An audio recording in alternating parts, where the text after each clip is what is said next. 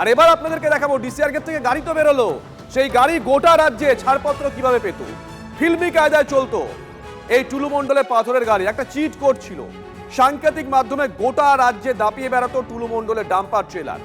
এই ট্রেলারে এমএসপি লেখা থাকতো, আর থাকতো একটা নির্দিষ্ট ফোন নাম্বার আপনাদেরকে আমরা দেখাচ্ছি, একবার মুখেও বলে দিই, 9494007719। এই ফোন নাম্বার আর এমএসপি লেখা থাকলেই সেই গাড়িকে ছেড়ে দেওয়া হতো। থামানোর বিন্দুমাত্র স্পর্ধা দেখাতেন না কোনো পুলিশ আধিকারিক, কোনো সরকারি আধিকারিক। এই এমএসপির অর্থটা কি? এমএসপির অর্থ মন্ডল স্টোন প্রোডাক্ট। গোটা বীরভূম জুড়ে 800-এরও বেশি ডাম্পার ট্রেলার চলতো এই টুলু মণ্ডলে।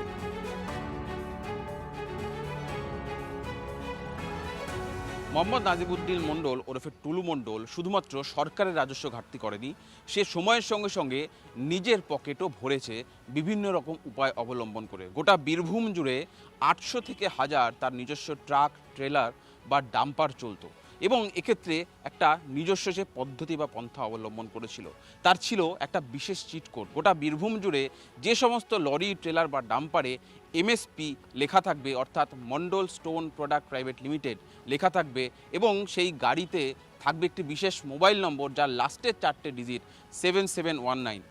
এই দুটি চিট কোড থাকা মানে সেই ডাম্পার বা ট্রেলারকে কোনো পুলিশ বা কোনো প্রশাসনের আধিকারিক কোথাও আটকাবে না। এমনকি যেখানে ডিসিআরটা ইম্পর্টেন্ট হয়, জাল বা আসল যেটাই হয়ে থাক, ডিসিআর ছাড়া কোনোভাবেই খনি থেকে পাথর বা বালি বেরোবে না। সেক্ষেত্রে টুলু মণ্ডলের যে নিজস্ব নিয়ন্ত্রিত বা নিজস্ব মালিকানাধীন ট্রাক, সেক্ষেত্রে তার ডিসিআরও লাগবে না, অর্থাৎ সরকারের ঘরে এক পয়সাও তাকে রাজস্ব দিতে হবে না।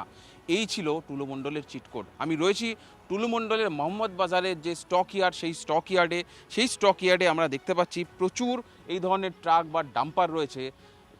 এই মুহূর্তে সেগুলিকে পুলিশের নির্দেশে সেগুলিকে আটকে রাখা হয়েছে বা বাজেয়াপ্ত করা হয়েছে। তবে এমন একটা ট্রাক আমরা খুঁজে পেয়েছি যেখানে এমএসপি লেখা এখনও রয়েছে।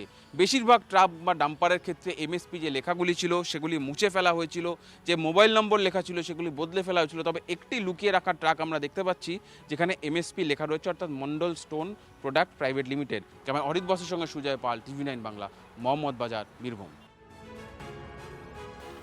ভূমি রাজস্ব দপ্তরে সবচেয়ে বেশি দুর্নীতি হয়েছে।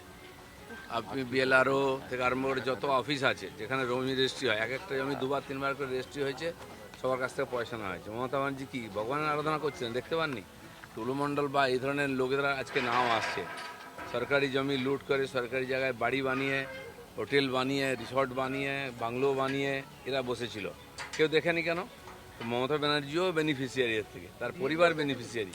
আব্দুল বারী ডিএম থেকে আরম্ভ করে উনি মাথায় বসে আছেন কেন? আজকে আমরা গিয়ে মাঠে গিয়ে দেখতে পাচ্ছি কি হয়েছে না হয়েছে সমস্যা। উনি কোনোদিন খোঁজ নেননি। অন্য কোনো মন্ত্রীর সই করার অধিকার ছিল না, তার বাড়ি বসে থাকতো, কাটমানি পেয়ে যেত। তার পরিণাম এটা হয়েছে, পশ্চিমবাংলাটা বিক্রি হয়ে গেছে, দখল হয়ে গেছে।